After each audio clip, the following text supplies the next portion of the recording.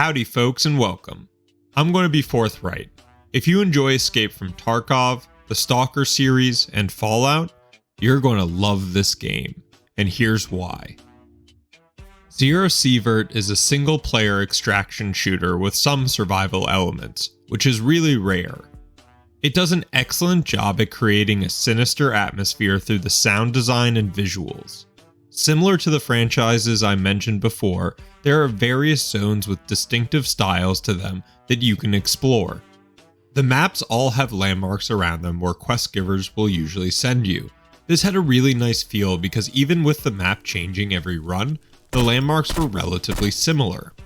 You begin to create a sense of familiarity, which definitely had me thinking of STALKER. You go from forest to industrial zone, railroad bandit camp to gigantic mall. It's just all so cool. The sound in this game is horrifying and needed. When in the pitch black, you'll have to be using your ears more than your eyes.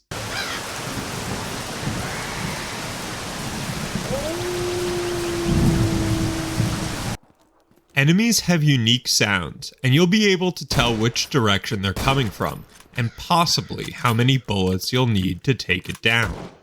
Weapons sound great. From reloading to firing, it always had a brutal bravado to it.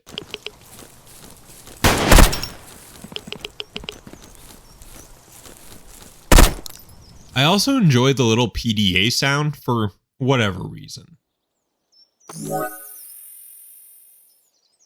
Zero Sievert is a top-down shooter, which I haven't played a bunch of recently.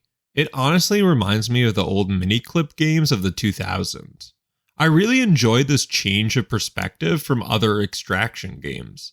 At times it was more tense because I wasn't in first person.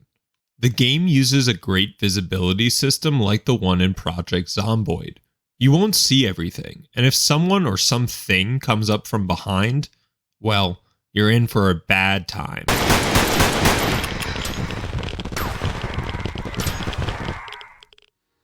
I wouldn't call it a survival horror game outright, but there were times where I questioned if I wanted to quickly F4 and come back in the daytime. The gameplay loop feels so good once you get the hang of it, but it does take a while to understand what you should be looking out for and what you should be avoiding. Once you get to the point where you're actively doing runs for attachment boxes or medical crates, you'll be itching to go back. No looter shooter would be good if the items meant nothing.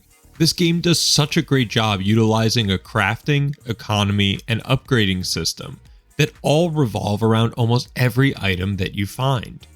You're going to have to make tough choices about what you're going to bring out of the zone, if you make it that far. One of the many categories of items you'll be finding is weapon mods. I really enjoyed this system.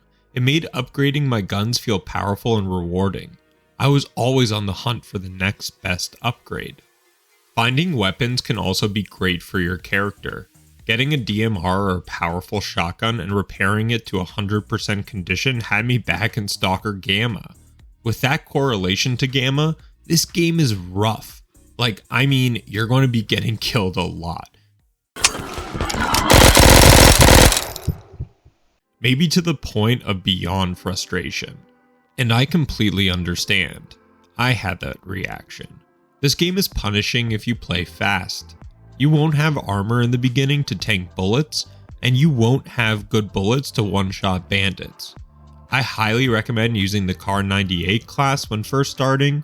Having a scope can alleviate some of the early game hurdles.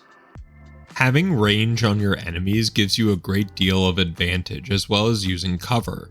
Now, the AI isn't the best right now.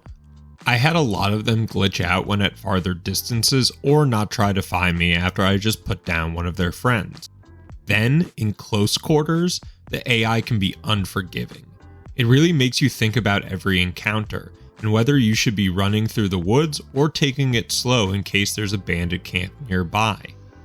All of this knowledge and questions make the player feel on their toes, even as they get stronger through progression. You can also highly customize your experience. If you want to insta-kill for both you and AI, you can do that. If you want it just for yourself, you can also do that. I really enjoy when developers add these things. It brings the individual players closer to the game because they feel like they had a small say in what they are playing. There is a sort of story through the quests, but I think the real appeal is being able to jump into any map with the top gear and go head to head with who knows what. You start out the game feeling like a pipsqueak, then getting to endgame makes you feel like Splinter Cell and Hitman had a baby. Now, this game is early access, and if that's not your jam, I completely understand. If you're interested in this genre, it's a decent price on Steam. I really enjoyed my time playing Zero Sievert, not just because it's a love letter to almost all my favorite franchises, but because it does it so well and carefully. I can't wait to see where they bring the game next. Thank you so much for watching. I appreciate everyone.